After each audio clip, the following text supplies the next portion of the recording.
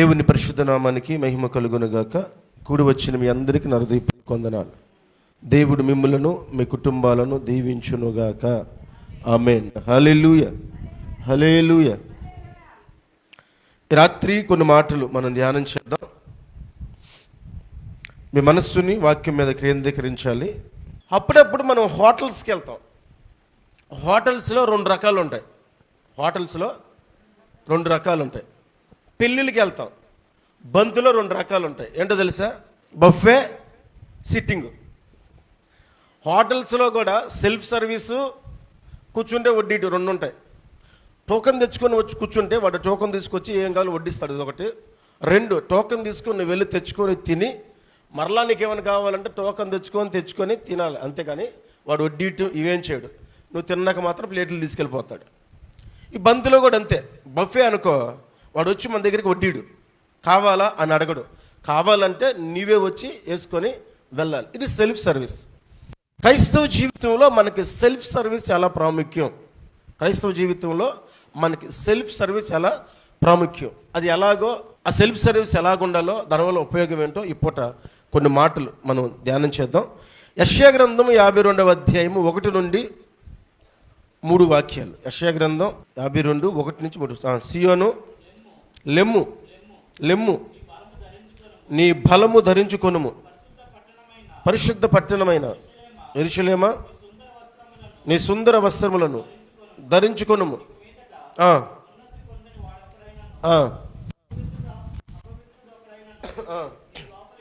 రాడు ధూళి దులుపుకొనుము. యెరూషలేమా, లేచి కూర్చుండుము. చెరపట్టబడిన సియోను కుమారి, నీ మెడకట్లు విప్పి వేసుకొనుము. యెహోవా ఇలాగు సెలవిచ్చుచున్నాడు, మీరు ఊరకయే అమ్మబడితిరి కదా, రోకలియకరే మీరు విమోచింపబడుదురు. ప్రార్థన చేసుకుందాం. మహోన్నతుడానికి స్తోత్రం. చదవబడిన వాక్య భాగంలోంచి మీరు మాతో మాట్లాడండి. మీరు మాట్లాడుతున్న ప్రతి మాటకు ప్రభు మేము స్పందించినట్లు, మా జీవితంలో కట్టబడినట్లు నీ కృపను మీరు మాకు అనుగ్రహించి ఈ పూట మీ ఆత్మ సారథ్యంలో మీరు మమ్మల్ని నడిపించమని నజరేయుడగు యేసుక్రీస్తు నామములో అడిగి వేడుకొనుచున్నాను తండ్రి. ఆమేన్. హల్లెలూయా, హల్లెలూయా, హల్లెలూయా. ఇశ్రాయేలు ప్రజలు వారి పాప శిక్ష వలన బంధించబడి బబులోనికి కొనుపోబడిన దినాలు, ప్రజలు నిరాశలో ఉన్న దినాలు. అప్పుడు మా పని అయిపోయింది, ఇక మా జీవితం ఇంతే, మాకు విమోచన లేదు, మమ్మల్ని నడిపించేవాడు లేరు అని నిరాశలో ఉన్నప్పుడు దేవుడు ఇశ్రాయేలుతో మాట్లాడుతున్న మాట ఇది. ఇక్కడ ఈ మాటలన్నీ మనం జాగ్రత్తగా గమనం చేస్తే అక్కడ వాళ్ళే చేయవలసిన పనులు కొన్ని చెప్పాడు దేవుడు. మీరు విమోచించబడాలి అంటే you have to do something for your life or for your family. నీ కుటుంబం కోసం కావచ్చు, నీ కోసం కావచ్చు, వ్యక్తిగతంగా నువ్వు చేయాల్సిన కొన్ని పనులు ఉన్నాయని చెప్పాడు. అంతే. ఆయన నువ్వు విమోచించబడాలి అంటే నీకు అక్కడ సెల్ఫ్ సర్వీస్ అవసరం, నీకు నువ్వుగా చేయటం అవసరం.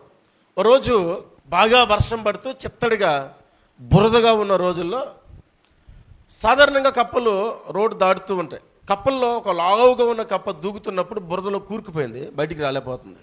చుట్టుపక్కల ఉన్న కప్పలు మొత్తం కలిసి దాన్ని ప్రోత్సహించాయి, అరిసి గిరిసి బ్యాక్ అంటే ఏం కుదరలా, బయటికి రాలేకపోతుంది అది. అటుగా ఒక పెద్ద లారీ, అప్పుడులో ఉప్పు లారీలు వచ్చాయి. ఉప్పు లారీలు ఇటు సైడ్ కనపడవు కదా, మనకు అటు సైడ్ కనపడతాయి. పెద్ద టర్బో లారీలు, ఉప్పు లారీలు. ఆ సౌండ్కి భయపడిపోయి ఏది బురదలో ఉన్న కప్ప ఒక్కసారిగా అమాంతంగా బయటికి దూకేసింది. Self service. బురదలో గురిపోయి ఎవడు సాయం చేయలేడు, ఇప్పుడు నీకు నువ్వే బయటికి రావాలి.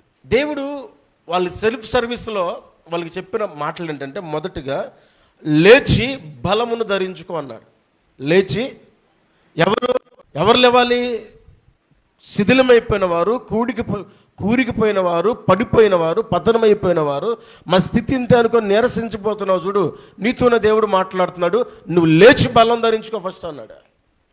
ఎవడు ఛాయం చేయడు, ఎవడో వస్తాడు, ఏదో చేస్తాడు, ఏదైపోద్ది అనుకుంటున్నావేమో, నువ్వు లేచి బలం ధరించుకోమన్నాడు. బైబిల్ గ్రంథంలో నుంచి ద్వితీయోపదేశ కాండానికి వెళ్ళి 3వ అధ్యాయము 23వ వాక్యం చదువుదాం. ద్వితీయోపదేశ కాండము 3:22-23 చదువుదాం. నీ దేవుడైన యెహోవా నీ పక్షంగా యుద్ధము చేయవాడు గనుక వారికి భయపడవద్దని ఆజ్ఞాపించితిని. మరియు ఆ కాలమున నేను యెహోవా ప్రభువా నీ మహిమను నీ బాహువును నీ దాసునికి ఎప్పుడు you ready to go first, నువ్వు లెగవాలి ఫస్ట్, నువ్వు బలం ధరించాలి ఫస్ట్. ఇశ్రాయేలుకి ఆయన చెప్పిన మాట ఏంటంటే, అద్దరిన నేను ఇవ్వబోయా, మీకు దేశం ఉంది, వెళ్ళి చూసుకొచ్చుకోండి రా బాబు అన్నాడు. వీళ్ళు బాగానే వెళ్ళారు, బాగానే చూశారు, బాగానే తిరిగారు, బాగానే తెచ్చుకున్నారు, అంత బాగానే ఉంది. కానీ మనం గెలవలేమండి అన్నారు. ఏమన్నారు? మీరు యుద్ధం చేయాలి అని దేవుడు చెప్పాడా? యుద్ధం చేయమని దేవుడు చెప్పాడా? హల్లెలూయా. మీ ఇంట్లో పెళ్ళి అవుతుందండి, ఏమవుతుంది? పెళ్ళి అవుతుంది. మీ దగ్గర బంధువో దగ్గర దోస్తో వచ్చి నీ పెళ్ళికి మంచి గిఫ్ట్ ఇస్తాను రా అని ఏం కావాలని చూపించడానికి ఏదైనా ఒక గిఫ్ట్, దాని రేటు చూసి ఇది నేను కొనలేను అంటావా? దాని రేటు చూసి ఇది నేను కొనలేను, ఇది నాకు వద్దు అంటావా? ఇచ్చేది ఆడి కాబట్టి ఇంకా పెద్దది పట్టుకుంటాం, అంతే కదా. అది గిఫ్ట్. బహుమతి అందంటే ఏంది? ఆశించకుండా ఇచ్చేది. చదివింపులు అలా ఉండవు. చదివింపులు అంటే తెలుసుగా, అలా ఉండవు. ఆడి ఎంత చదివిస్తే అంత, కానీ గిఫ్ట్ అలా ఉండదు. అది ఎంత వాల్యూదైనా బహుమతే. నేను ఇచ్చేస్తాను మీకు అని చెబితే వెళ్ళాలి కానీ వీళ్ళు అది మాది అనుకోవాలి. కానీ మేం గెలవలేమంటారేంటి? అసలు మీ సామర్థ్యాన్ని ఎవడు అడిగాడు? మిమ్మల్ని యుద్ధం చేయమని ఎవడు అడిగాడు? మీరు లేచి నిలబడాలంటే బలం ధరించుకోండి. మీరు యుద్ధ సన్నద్ధులు కమ్మని దేవుడు చెప్పలేదు, కత్తి దుయ్యమని దేవుడు చెప్పలేదు. ఈరోజు క్రైస్తవం ఎలా అయిపోయిందంటే అన్నీ ఆయనే చేశాడు రా బాబు, అన్నీ ఆయనే చేశాడు. నువ్వు విశ్వసించు అంటే అది కూడా భయమే మనకి, నువ్వు నమ్ము అంటే అది కూడా భయమే మనకి. సెల్ఫ్ సర్వీస్ లేకుండా క్రైస్తవ జీవితం ముందుకు సాగదు, మనుగడ ఉండదు. నా కోసం ఎవరో వస్తారో, ఎవరో చేస్తారు, ఎవరో ప్రార్థిస్తారు, ఎవరో వేరుకుంటారు, ఎవరో అంగలారుస్తారు, ఎవరో ఈ మానేయి. నువ్వు లేచి బలమును ధరించుకోమని చెప్పాడు దేవుడు. నిర్గమాకాండం చదువుతున్నప్పుడు 9వ అధ్యాయం 16వ వాక్యంలో ఒక మాట చూడండి. ఫరో గురించి మాట్లాడుతూ అంటాడు అక్కడ, నా బలమును కనపరచడానికి. ఎవరి బలాన్ని? దేవుని బలాన్ని కనపరచడానికి ఫరోని ఎంచుకున్నాడంట. మా బలమును నీకు చూపినట్లును భూలోకము మందంతట నా నామమును ప్రచురము చేయనట్లును. ఇందుకే ఎవరిని? మోషేతో మాట్లాడుతున్నాడు. బాబు నువ్వు వెళ్ళు బాబు, నీ వల్ల నాకు మంచి పని ఉంది అన్నాడు. అక్కడికి వెళ్తే యెహోవా ఎవడని అడుగుతాడు అనే విషయం దేవుడికి ముందే తెలుసు. బలం ధరించుకో, నీ ద్వారా నా బలమైన కార్యం బయటికి వెళ్తుంది అన్నాడు. ఇప్పుడు మోషే లేచి నిలబడడం అవసరం. మోషే శక్తి చేత, మోసే బలం చేత, మోసే దేశంలో ఉన్న కర్ర చేత కార్యాలు జరగల. అది దేవుని ద్వారా అనుగ్రహించబడింది కనుక జరిగింది. నీ సామర్థ్యం సరిపోదు, కరెక్టే. నీ శక్తి సరిపోదు, కరెక్టే. బలము దేవునికి వ్యతిరేకమవటం ద్వారా నాశనం అయిపోద్ది. మనం సమూయేలు గ్రంథం 1వ అధ్యాయం 2:31 చదువుతున్నప్పుడు, చదవనవసరం లేదు, సమూయేలు గ్రంథంలో 2:31 ఫస్ట్ సమూయేలుతో మాట్లాడుతున్నప్పుడు దేవుడు ఏలీ కుమారుల గురించి, ఏలీ సంతతి గురించి చెబుతూ అంటాడు, వారిలో వృద్ధాప్యానికి వచ్చేవాడు ఒక్కడు కూడా ఉండడు. వృద్ధాప్యానికి వచ్చేవాడు ఒక్కడు కూడా ఉండడు, వారి బలము తగ్గించబడుద్ది అని చెబుతాడు. అవిధేయత మనిషిని బలాన్ని తగ్గిస్తుంది. దేవునికి వ్యతిరేకమైన కార్యము చేయటం వల్ల మన శక్తి సామర్థ్యం కుషించిపోద్ది. ఇశ్రాయేలుతో దేవుడు చెబుతున్న మాట, నువ్వు లేచి బలాన్ని ధరించు. నువ్వు చేయాల్సింది ఏమి లేదు, నువ్వు లెగటం, బలాన్ని ధరించుకోవటం. సమస్య ఏంటంటే లేచి నిలబడేవాడు లేడు. ఇప్పుడు మోషే నువ్వు వెళ్ళు, మొత్తం నేను చేస్తా అంటే అంతా విన్న తర్వాత ఏమంటాడు? నువ్వు పంపదలిసిన వాడిని పంపుకో అన్నాడు. నువ్వేం చేయద్దు మోషే, నీకు కర్ర ఇస్తాను, కర్ర కింద పడి అదే చేస్తుంది మోషే. ఆ కర్రతో నీటిని కొట్టు మోషే, అదే చేస్తుంది. ఆ కర్ర చాపు మోషే, అదే చేస్తుంది. ఆ కర్ర పట్టుకో మోషే, నేనే చేస్తానంటే నువ్వు పంపదలసిన వాడినే పంపు అంటాడు. బబులోను చెరలో ఉన్న ఇశ్రాయేలుతో ఎగ్జాక్ట్గా దేవుడు అదే మాట్లాడుతున్నాడు. మీరు లేచి బలం ధరించాలి. ఎవడొచ్చి లేపడం మిమ్మల్ని, ఎవడొచ్చి ప్రోత్సహించడం మిమ్మల్ని. అంత్య దినాల్లో మనం ఉన్నాం. ఎవరి భక్తిని వాళ్ళు కాపాడుకోవాలి. దేవుడు వచ్చేంత వరకు ఎవరి యోగ్యతలు వాళ్ళే గట్టిగా చేపట్టుకో, అంతవరకు సహించాలి. అక్రమం విస్తరిస్తుంది, ప్రేమ చల్లారుద్దని చెప్పాడు. అభ్యంతరాలు వస్తాయని చెప్పాడు. కానీ ఎవరి వల్ల వస్తుంది వాడికి శ్రమ అని చెప్పాడు. ఇవన్నీ వస్తాయి బాబు. ఇవన్నీ వస్తున్నప్పుడే భక్తిని జాగ్రత్తగా పట్టుకో, అంతవరకు కాపాడుకో అని చెప్పాడు. సెల్ఫ్ సర్వీస్లో ఫస్ట్ ఏం చేయాలి? మనం లేచి బలాన్ని ధరించుకోవాలి. ఎస్తేరు గ్రంథానికి రండి ఒకసారి, 10వ అధ్యాయము 2వ వాక్యం.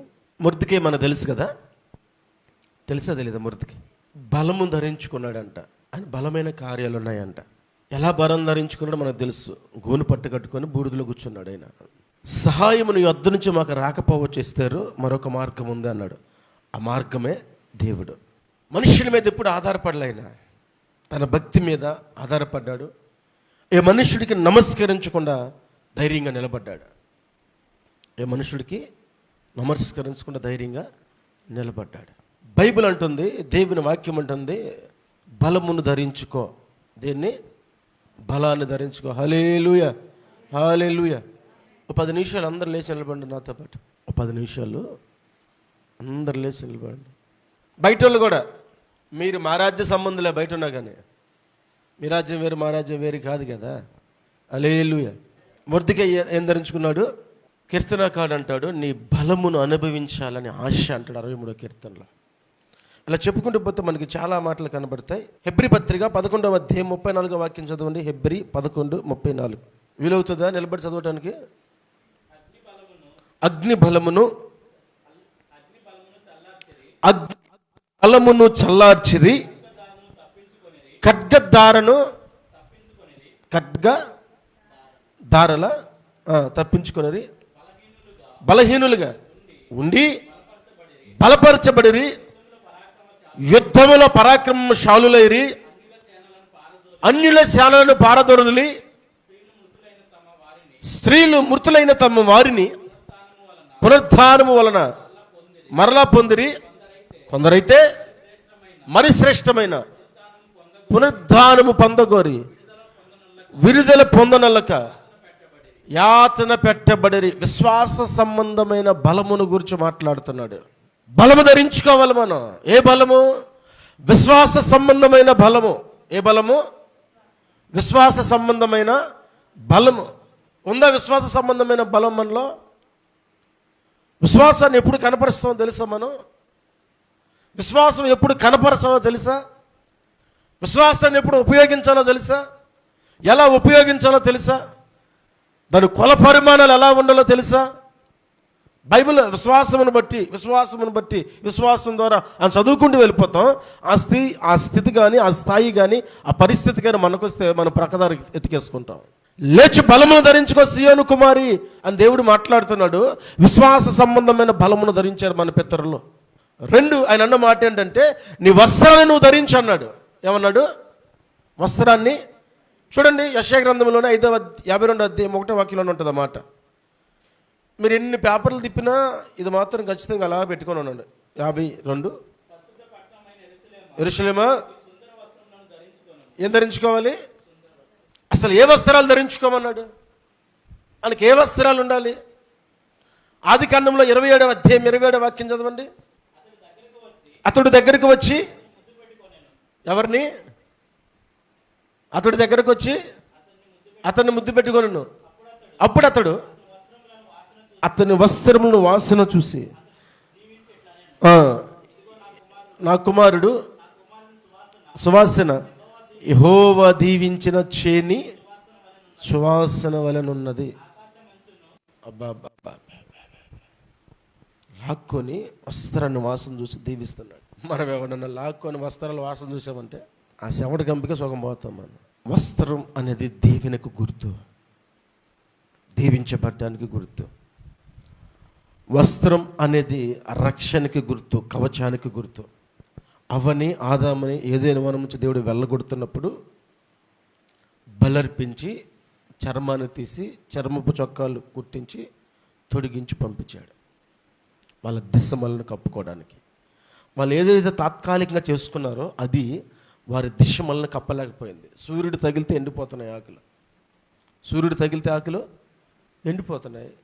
సిగ్గేసేస్తుంది, దిశమల్ల చూపించుకోలేకపోతున్నారు. ఇంకో విషయం ఏంటంటే అక్కడ ఉంది ఎవరు? అవ్వ, ఆదాం. ప్రపంచంలో ఇంకెవరైనా ఉన్నారా చీ అనడానికి? పోనీ ఉన్నవాడు పరాయోడా? భర్త. పరాయిదా? భార్య.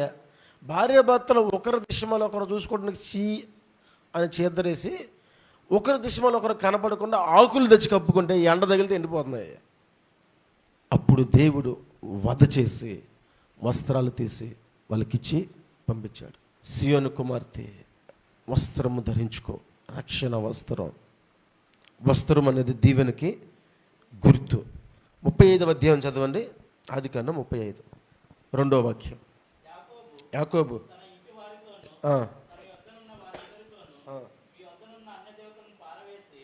35:2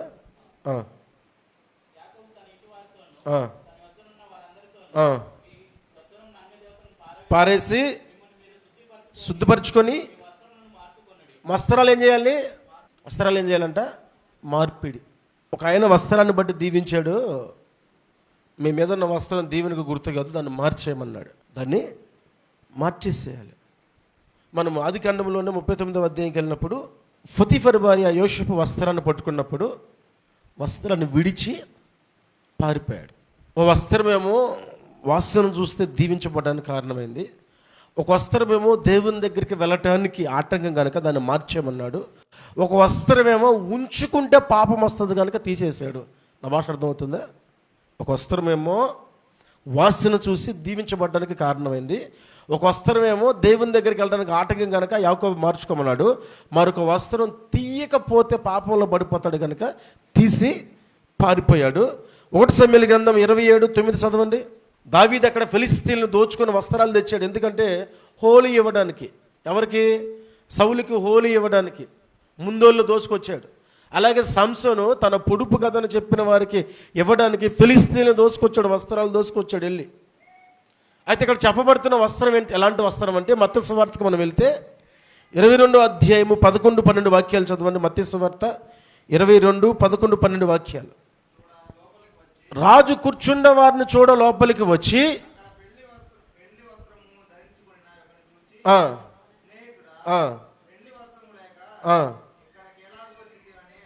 ఏమడిగాడంట?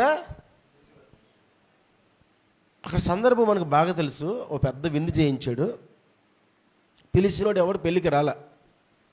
పిలిచిన వాళ్ళు ఎవరు పెళ్ళికి రాలా. మనమైతే ఎన్ని తెచ్చుకుందాం, భోజనాలు వేస్ట్ అయిపోయినాయి, భోజనాలు వేస్ట్ అయిపోయినాయి, అందరూ వస్తారని వండుకున్నానమ్మా, ఎవరు రాలేదు, ఎట్టా కూడా చేస్తారా, ఈసారి మమ్మల్ని పిలిచినప్పుడు చెబుతాం, మేము కూడా ఎవరు వెళ్ళాం అంటాం. ఈ యజమానుడు ఏం చేశాడంటే, పెళ్లి వీళ్ళు ఖాళీగా ఉంది కాబట్టి వెళ్ళిపో, రాజమార్గంలో వీధుల్లో ఎవరు కనబడితే వాళ్ళని బలవంతం చేయి తీసుకురావడానికి అన్నాడు. ఏం చేయమన్నాడు? బలవంతం చేయమన్నాడు, పెళ్లిశాల నింపడానికి. యజమానుడు ఏం చెప్పాడు? లోపల కూర్చోబెట్టి వాళ్ళని బలవంతం చేయి అన్నాడు. చాలా మందిని తీసుకొచ్చారు, నిండిపోయింది. ఆయన లోపలికి వచ్చాడు చూడడానికి. ఒకడికి పెళ్లి వస్త్రం లేదు. అడిగాడు పెళ్లి వస్త్రం ఏమడిగాడు? పెళ్లి వస్త్రం ఏది? పెళ్లి వస్త్రం లేకుండా ఎలా వచ్చావు? ఆడేం చెప్పలా. ఈయన తీసుకెళ్ళి చీకటి కొట్టులో పడేయండి అన్నాడు. తీసుకెళ్ళి ఇదే మత్తయి సువార్తలో 27వ అధ్యాయంలోనే 35వ వాక్యానికి రండి. మనకు వస్త్రాన్ని ఇవ్వడానికి ఆయన వస్త్రాన్ని కోల్పోయాడు. అంతేకాదు, మనము 10వ అధ్యాయము అపోస్తల కార్యాల్లో 30వ వాక్యం చదువుతున్నప్పుడు అక్కడ ఒక మాట ఉంటుంది, కొర్నేలు గురించి రాస్తూ. 10:30 అపోస్తల కార్యాలు. అందుకు కొర్నేలి 4 దినముల కిందట పగలు 3 గంటలు మొదలుకొని ఏ ఏళ్ళ వరకు, ఏ టయానికి పేతురు వచ్చాడు వాళ్ళ ఇంటికి? పగలు 3 గంటల వేళ ప్రార్థన చేసుకోనంటే దేవుని దూత నాకు కనపడ్డాడయ్యా. కింద చదువు. ఈ వేళ వరకు నేను ఇంట ప్రార్థన చేయుచుండగా ఏం వస్త్రాలంట? ప్రకాశమానం అంటే మెరుస్తున్న వస్త్రాలు వేసిన ఒక నా దగ్గరికి వచ్చాడు, చూస్తున్నాను. ఆయన చెప్పాడు, అయ్యా నిన్ను పిలిపిమని అన్నాడు. లేచి నీవు విమోచించబడినట్లు బలం ధరించాలి, నువ్వు విమోచించబడినట్లుగా రక్షణ అనే వస్త్రం ధరించాలి.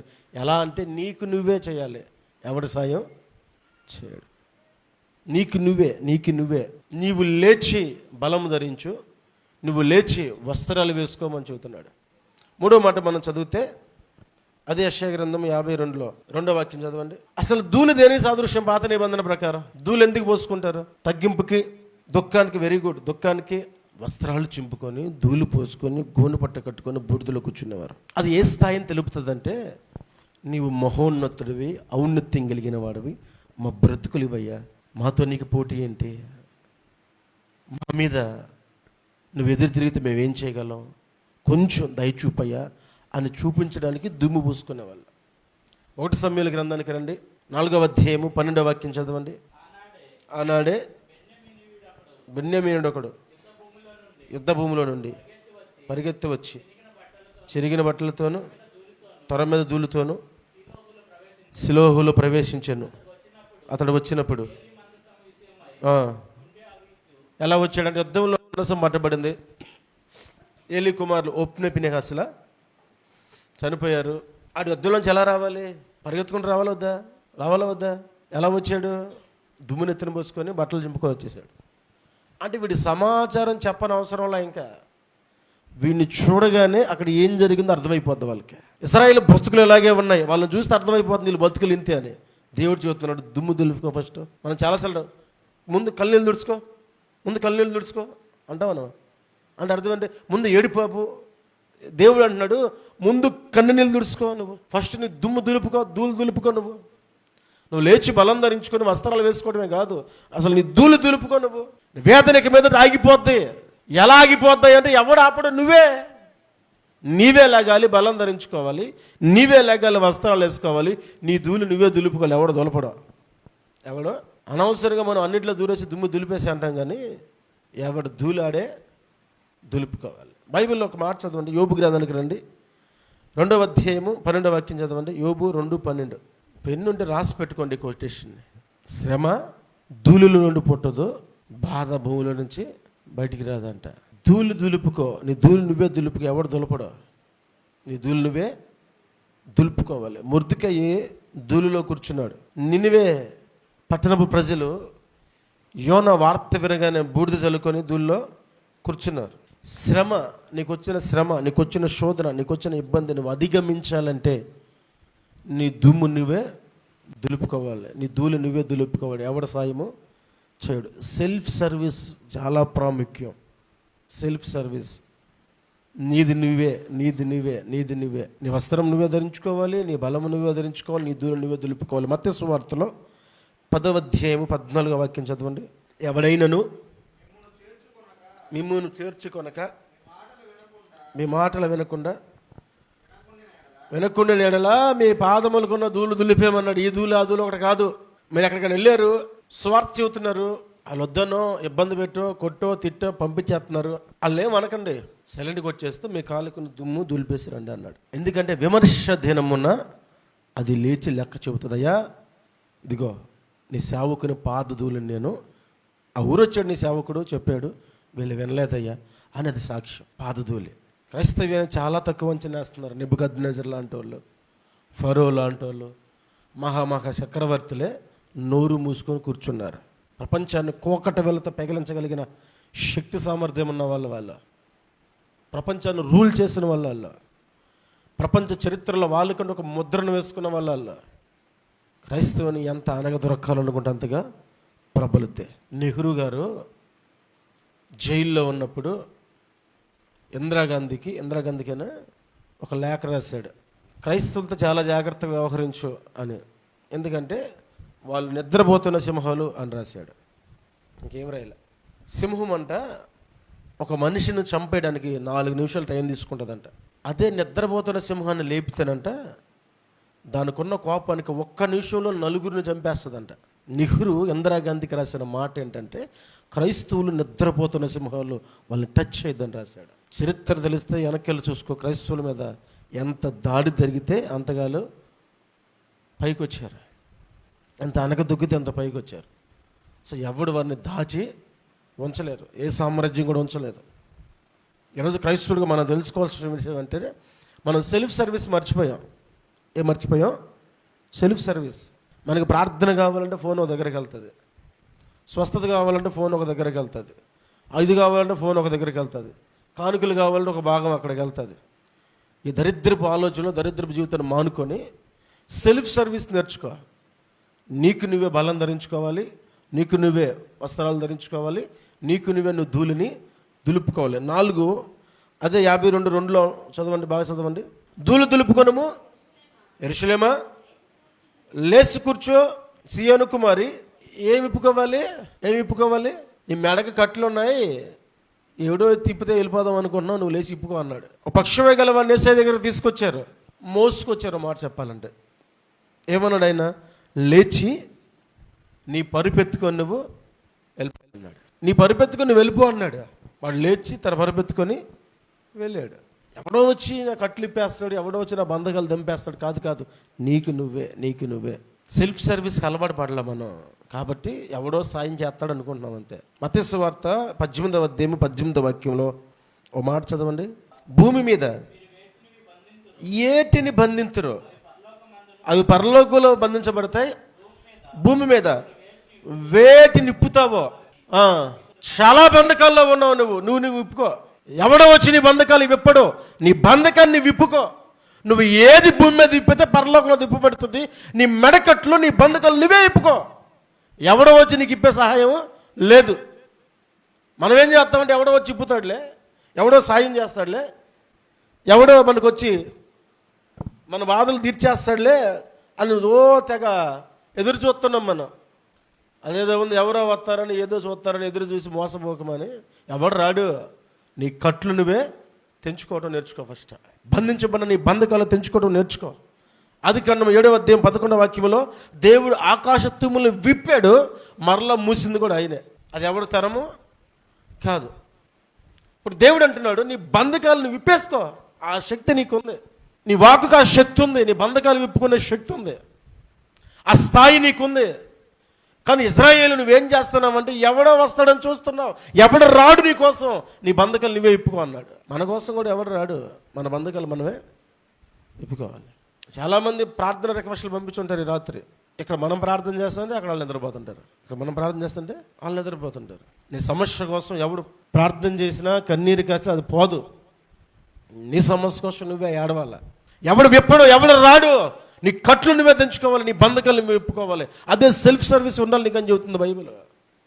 ఎవడు వచ్చి ఏదో చేయడు, మన పని మనమే చేసుకోవాలి. ఎవడు సాయపడ్డావు, మన దాన్ని మనమే చూసుకోవాలి. యెషయా గ్రంథం 35:5 చదవండి.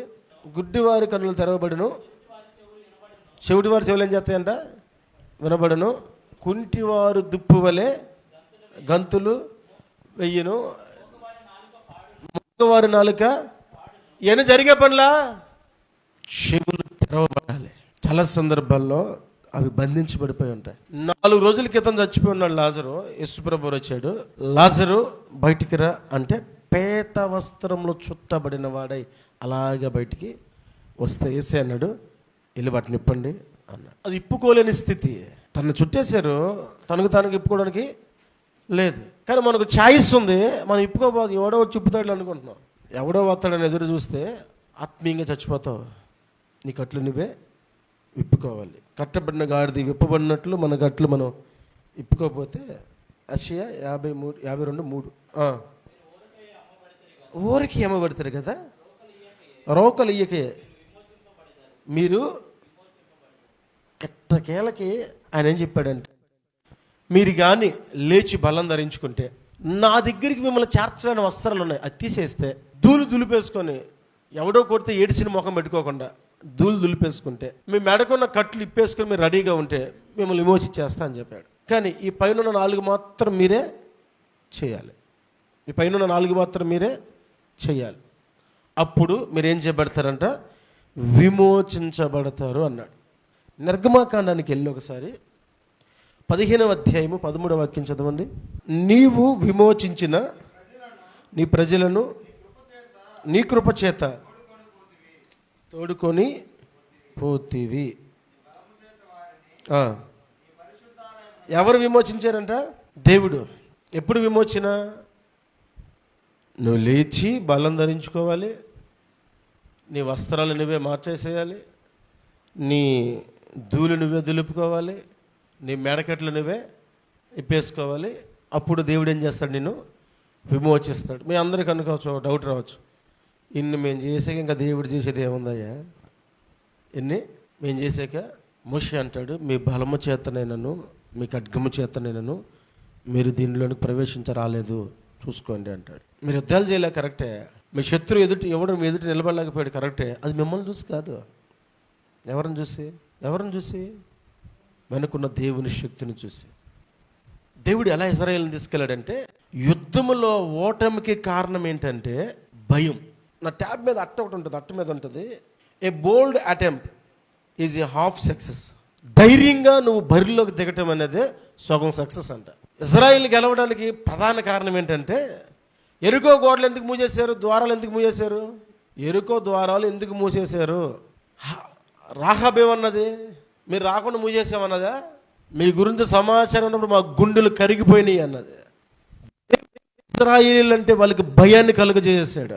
బలం ధరించుకొని నిలబడింది వీళ్ళే, కానీ వాళ్ళని జయించలేం అనే సమాచారాన్ని వాళ్ళకి పంపింది దేవుడు. వస్త్రాలు ధరించుకుంది వీళ్ళే కావచ్చు, కానీ ఆ వస్త్రము పంపబడింది ఆయన యుద్ధ నుంచి. దుమ్ము దులుపుకుంది వీళ్ళే కావచ్చు, ఆ స్థాయిని తీసుకొచ్చింది దేవుడే. కట్లు విప్పుకుంది వీళ్ళే కావచ్చు, విప్పబడిన దాన్ని మరలా కట్టకుండా చేసింది దేవుడే. యాకోబు గురించి, యాకోబు ఎవరైనా చంపేస్తారేమో షెకెములను భయపడుతున్నప్పుడు యాకోబుకి చుట్టుపక్కల ఉన్న వారందరి మీదకి దేవుని భయం వచ్చింది కనుక యాకోబుని ఎవడు తాకల, యాకోబుని ఎవడు బంధించల, యాకోబుని ఎవడు ఆపల. నువ్వు లేచి బలం ధరిస్తే, నువ్వు లేచి వస్త్రాలు ధరిస్తే, నీ ధూళిని దులుపుకుంటే, నీ మెడకట్లు విప్పుకుంటే చేయాల్సినంత ఆయన చేస్తాడు. నువ్వు లేవాలి ఫస్ట్. కానీ ఈరోజు ఎక్కడ లేస్తున్నావు? విమోచించాడంట ఆయనే విమోచించాడు. తన ప్రజలను ఆయనే విమోచించి తీసుకొచ్చాడు. ద్వితీయోపదేశకాండము 21వ అధ్యాయం 8వ వాక్యం చదవండి. నీవు విమోచించిన నీ జనమైన ఇశ్రాయేలీల నిమిత్తము ప్రాయచిత్తము కలగని, విమోచించబడిన వారినైనా తన ఆలయంలోకి తీసుకొస్తాడు. విమోచించబడిన వారికైనా ప్రాయచిత్తాన్ని చేస్తాడు. రోమా 6:18 చదువుతున్నప్పుడు, పాపముల నుండి మనం విమోచించబడితే నీతిమంతులుగా తీర్చబడ్డామని పౌలు అక్కడ మాట్లాడతాడు. పాపము నుండి విమోచింపబడి నీతికి దాసులైతిరి. ఇందుకే దేవునికి స్తోత్రం. గలతీ 1:4, మన తండ్రి అయిన దేవుని చిత్త ప్రకారము క్రీస్తు మనలను ప్రస్తుతము దుష్టకాలంలో నుండి విమోచింపవలనని. హల్లెలూయా. ఎవరు విమోచించారు? క్రీస్తే మనల్ని విమోచించాడు. గుర్తుంచుకోండి, ఈ రాత్రి దేవుని వాక్యం సెలవిస్తుంది, ఎవరో వచ్చి ఏదో చేస్తారని మానేసి దేవుని వాక్యం సెలవిస్తున్న మాట ఏంటంటే, లేచి బలాన్ని ధరించు. దేవుని వాక్యం సెలవిస్తున్న మాట ఏంటంటే, నువ్వు లేచి బలాన్ని ధరించడమే కాదు, నీ వస్త్రాలను, ఏ వస్త్రం అయితే దేవుని యొద్దకు రావడానికి ఆటంకం దాన్ని తీసివేసి, ఏ వస్త్రం అయితే సువాసన చూసి దీవించగలిగిన స్థాయి ఉందో ఆ వస్త్రం, ఏ వస్త్రం అయితే పెళ్లి విందులు నిన్ను కూర్చోపెట్టగలదో ఆ వస్త్రం, ఏ వస్త్రం అయితే గొర్రెపిల్ల రక్తము చేత స్నానం అది రక్తంలో ముంచబడిందో ఆ వస్త్రం ధరించి నీ మీద ఉన్న ధూళిని నువ్వు దులుపుకొని నీకున్న మెడకట్లు నువ్వు తెంచుకో, విమోచించి ఉన్నాను నేను అని చెప్పాడు ఆయన నేను. కాబట్టి ఎవరు వచ్చి సాయం చేయరు. ఒక క్రైస్తవ జీవితం జీవిస్తున్న మన జీవితాల్లో మనకి సెల్ఫ్ సర్వీస్ అవసరం. సెల్ఫ్ సర్వీస్ లేకపోతే క్రైస్తవ జీవితంలో మన మనుగడ ముందుకు కొనసాగదు.